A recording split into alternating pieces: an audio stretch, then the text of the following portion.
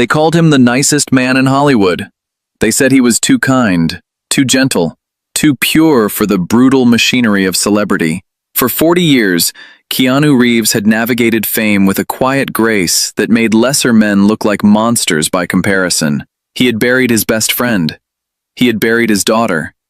He had buried the woman he loved.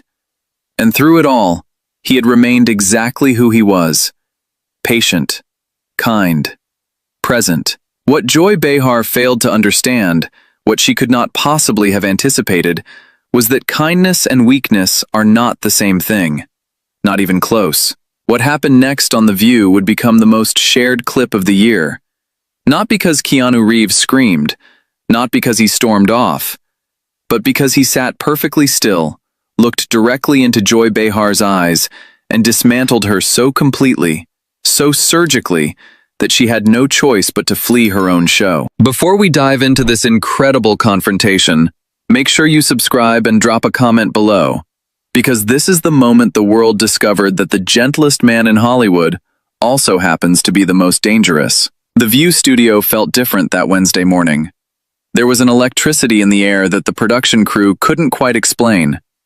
Maybe it was the unusual guest booking. Keanu Reeves didn't do daytime talk shows. He didn't do press junkets. He appeared when he wanted to appear, said what he wanted to say, and disappeared back into his private life like a ghost. But here he was, settling into the guest chair across from the panel, and that serene expression that had become his trademark.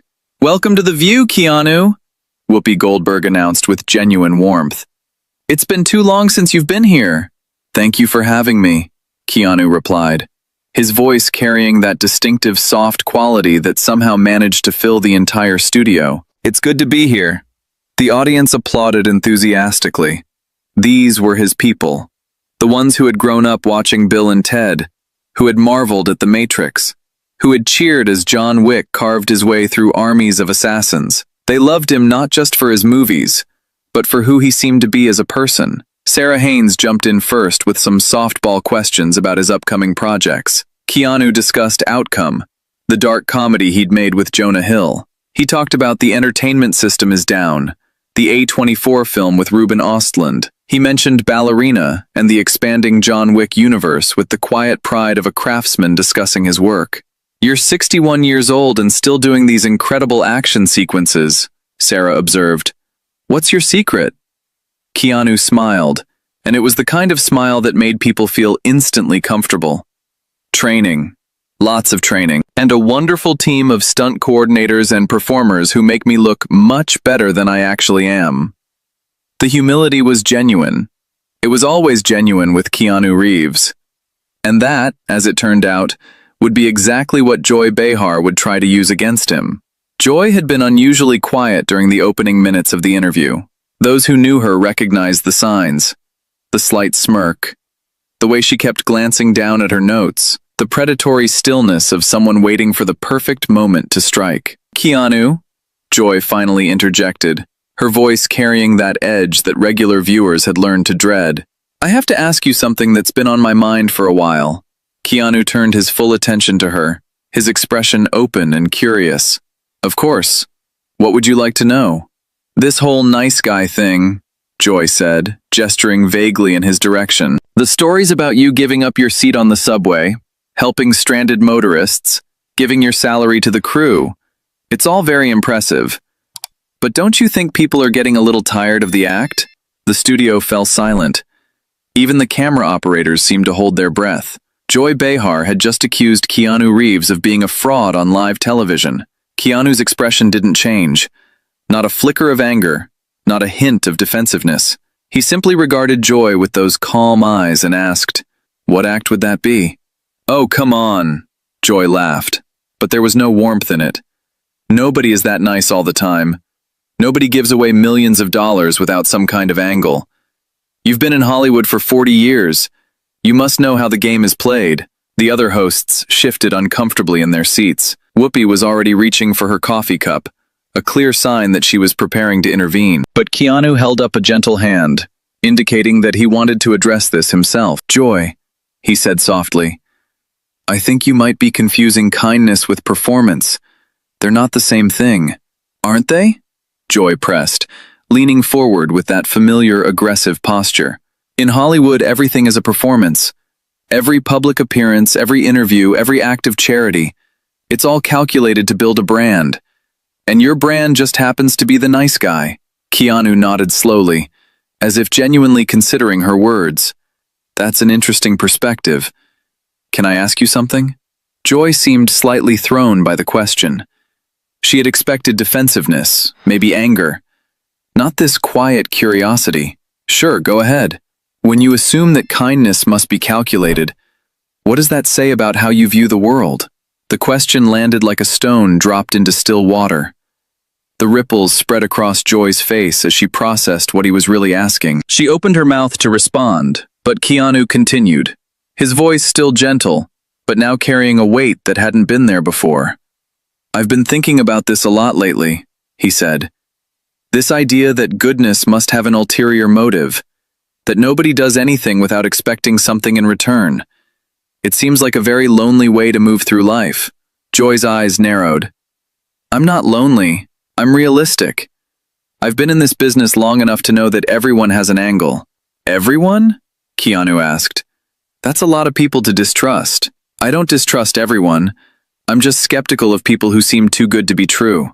Keanu leaned back in his chair, and something shifted in his demeanor. The gentleness was still there, but now it was accompanied by something else. A quiet strength that suggested depths Joy hadn't anticipated. Joy, I'm going to tell you something that I don't usually talk about in interviews. Is that okay? Joy nodded, suddenly uncertain of where this conversation was heading. When I was younger, my best friend River Phoenix died in my arms. He was 23 years old, the most talented person I'd ever met, and he was gone in an instant. Keanu's voice remained steady, but there was a heaviness to it now. A few years later, my girlfriend Jennifer and I were expecting a child. A daughter. We were going to name her Ava. The studio had gone completely silent. Even Joy seemed frozen in place. Ava was stillborn on Christmas Eve, 1999. 8 months into the pregnancy. Jennifer never recovered from the grief. We tried to stay together, but the pain was too much. We broke up, but we remained close. We were actually getting back together when she died in a car accident 18 months later. He paused, letting the weight of those words settle over the studio. I spent years after that wondering why I was still here. Why I survived when so many people I loved didn't. And somewhere in that darkness, I made a decision. I decided that if I was going to keep living, I was going to try to leave the world a little better than I found it. Not for publicity, not for my brand, but because it was the only thing that made sense anymore. Joy's face had gone pale. Whatever attack she had been planning, whatever clever follow-up she had prepared, it had evaporated in the face of this quiet, devastating honesty. But Keanu wasn't finished. You want to know why I give my salary to the crew? Because I remember what it was like to have nothing.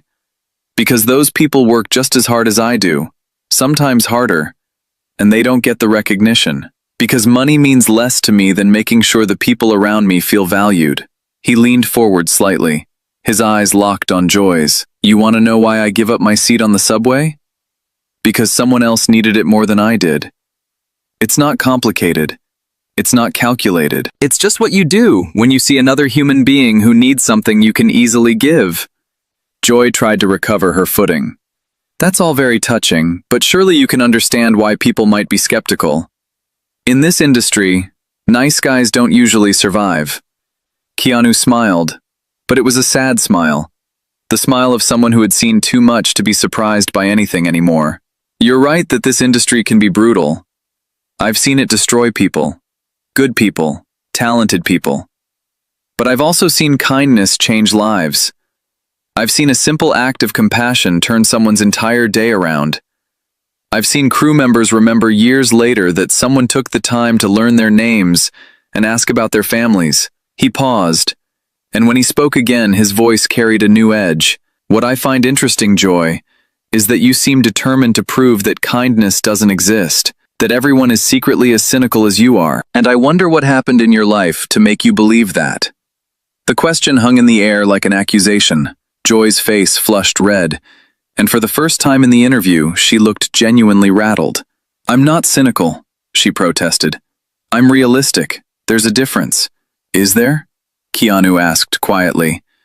"Because from where I'm sitting, it seems like you've built an entire career on tearing people down, on assuming the worst about everyone who walks onto this stage, on creating conflict because conflict gets ratings." The other hosts exchanged nervous glances. This was not the Keanu Reeves anyone had expected. This was someone who had been pushed, gently but persistently, toward a line he didn't want to cross, and who had finally decided to push back. "That's not fair," Joy said, her voice rising defensively. "I ask tough questions, that's my job."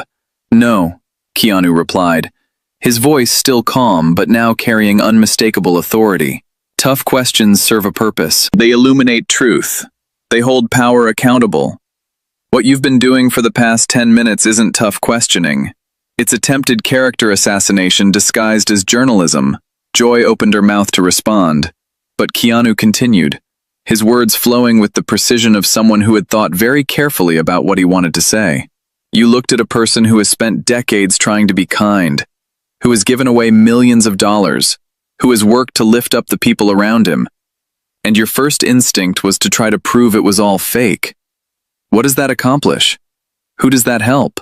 The audience deserves to know the truth," Joy shot back, but her voice was shaking now. "The truth?" Keanu's laugh was soft, almost gentle. "The truth is that I've made mistakes. Plenty of them.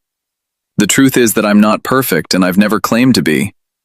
The truth is that I'm a human being trying to do my best in a world that can be incredibly cruel." He gestured toward Joy with one hand, his movements slow and deliberate. "But here's another truth, Joy. You have a platform that reaches millions of people. You have the power to shape how they see the world. And you use that power to spread cynicism, to convince people that kindness is always a con, to make them distrust anyone who tries to do good." The studio audience, which had been silent throughout this exchange, began to shift restlessly. The energy in the room had changed. It was no longer neutral. It was tilting decisively toward Keanu. "You know what I've noticed about people who are determined to see the worst in others?" Keanu continued, his voice still soft but now filled with a quiet devastation. "They're usually trying to justify something in themselves. They can't believe that kindness is real, because if kindness is real, then their own unkindness becomes a choice rather than a necessity." Joy stood up abruptly, her chair scraping loudly against the floor. Her face was a mask of barely controlled fury. "I don't have to sit here and be psychoanalyzed by an actor." "You're right," Keanu agreed, remaining perfectly calm in his seat. "You don't. But before you go, I want you to consider something." Joy paused, her hand on the back of her chair, her breathing visibly rapid. "Every day, you have a choice. You can use your voice to tear people down, or you can use it to lift them up. You can spread cynicism, or you can spread hope. You can assume the worst about people, or you can look for the best." Keanu's eyes never left hers. "So far, you've made your choice very clear. I hope someday you'll consider making a different one." The silence that followed was absolute. Joy stood frozen at her spot, her face cycling through emotions too quickly to identify. Anger, humiliation, and something else. Something that might have been shame. "I think I need to step away for a moment," Joy finally said, her voice tight and controlled. "Excuse me." And with that, Joy Behar walked off her own set, leaving Keanu Reeves sitting calmly in the guest chair, surrounded by stunned hosts and an audience that didn't quite know how to react. The cameras followed her as she disappeared backstage, her heels clicking rapidly against the studio floor. In 17 years of The View, no host had ever walked off their own show because of something a guest had said. Until today. The other hosts sat in stunned silence. Sarah Haynes was staring at her notes as if they might contain some explanation for what had just happened.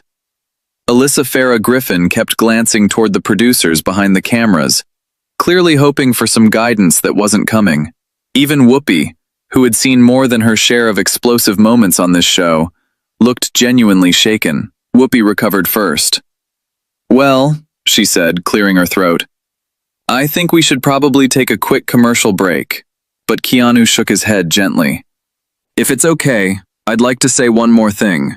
Whoopi nodded, clearly uncertain but unwilling to deny his request. Keanu looked directly into the camera, addressing the audience at home. To anyone watching this who has been told that their kindness is fake, that their compassion is calculated, that their desire to help others is somehow suspicious, I want you to know something. Don't let the cynics win. Don't let people who have given up on goodness convince you to give up too. The world needs more kindness, not less. And the people who try to tear you down for being kind are telling you far more about themselves than they are about you. He smiled then, that gentle, genuine smile that had charmed audiences for 4 decades. Be excellent to each other. It's not complicated. The audience erupted into applause. Not the polite, prompted applause of a television studio, but the genuine, spontaneous applause of people who had just witnessed something they would never forget. In the hours that followed, the clip went viral. Keanu Reeves destroys Joy Behar with kindness became the top trending topic worldwide. Think pieces were written about the difference between cynicism and wisdom. Celebrities posted their own stories of Keanu's quiet generosity. News outlets scrambled to analyze what had happened, with commentators debating whether Joy had simply picked the wrong target or whether something deeper was at work. The consensus, however, was nearly unanimous. Keanu Reeves had done something remarkable. He had stood up for himself without ever raising his voice, without ever losing his composure, without ever becoming the kind of person Joy was trying to paint him as. The stunt coordinators and crew members who had worked with Keanu over the years began sharing their own stories. Chad Stahelski, who had directed all 4 John Wick films, posted, "This is the Keanu I know. The one who trains harder than anyone.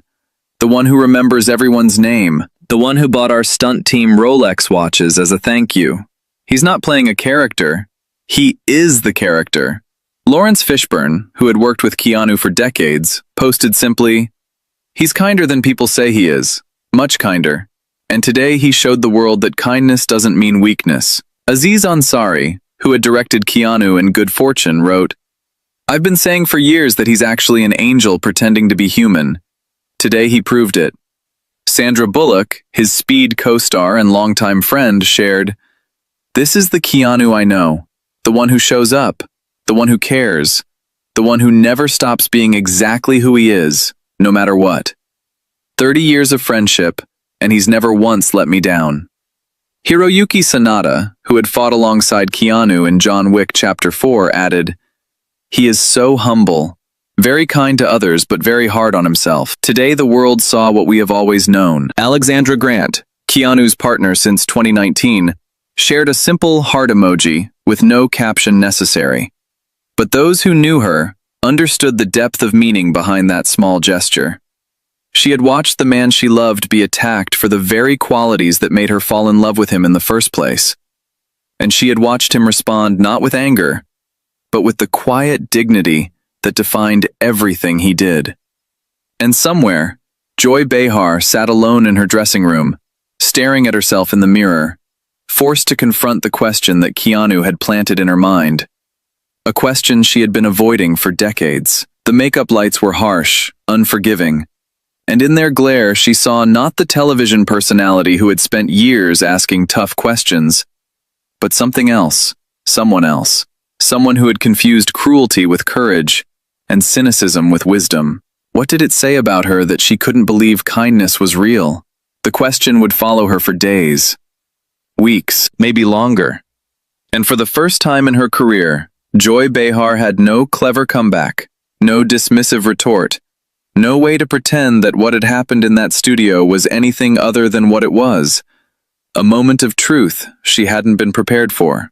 As for Keanu Reeves, he finished the interview, thanked the remaining hosts for their hospitality, and walked off the set with the same quiet grace he'd carried for 40 years. The gentlest man in Hollywood had proven once again that kindness and strength are not opposites. Sometimes they are exactly the same thing. What did you think about this incredible confrontation? Did Keanu Reeves handle Joy Behar perfectly? Or would you have responded differently? Drop your thoughts in the comments below, and subscribe for more stories that will absolutely blow your mind.